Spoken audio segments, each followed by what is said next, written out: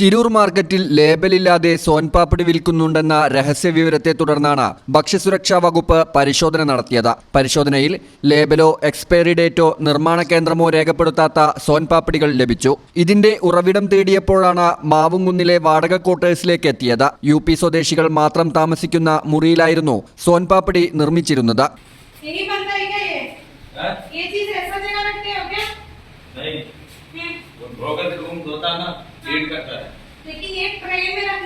ഇവർ ഉറങ്ങുന്നതും ഉണ്ണുന്നതും സോൻപാപ്പടി നിർമ്മിക്കുന്നതും ഇതേ റൂമിൽ തന്നെയായിരുന്നു. തീർത്തും വൃത്തിഹീനമായ സാഹചര്യത്തിലായിരുന്നു കേന്ദ്രം പ്രവർത്തിച്ചിരുന്നത്.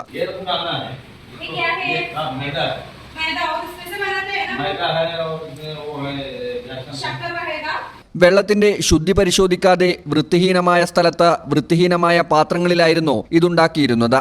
ഉണ്ടാക്കിയെടുത്ത സോൻപാപ്പടി സൂക്ഷിച്ചിരുന്നതും വൃത്തിഹീനമായ സ്ഥലത്തായിരുന്നു.